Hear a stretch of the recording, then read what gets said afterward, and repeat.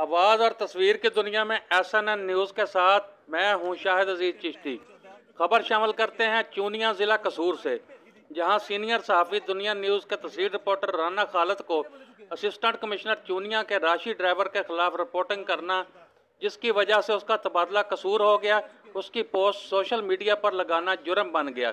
जिस पर assistant commissioner के ड्राइवर ने अपने गुंडों के जरिए सीनियर सहाफ़ी राना मोहम्मद खालिद को अगवा कर लिया, हबस से बेजा में रखा और बदतरीन तशद्दुद का निशाना बनाया,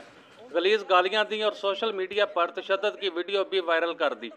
चूनिया के सहाफ़ियों और वर्ल्ड यूनियन ऑफ जर्नलिस्ट ने सहाफ़ी के साथ होने वाली इस ज्यादती की आवाज़ बुलंद की, जिस पर DPO कसूर ने मुल्ज़मान के खिलाफ मुकदमा दर्ज कर लिया, मगर मुल्ज़मान को ताहाल गिरफ्तार न किया जा सका। वर्ल्ड यूनियन ऑफ जर्नलिस्ट के मरकजी सदर फैसल नदीम, जनरल सेक्रेटरी जफ़र अवान,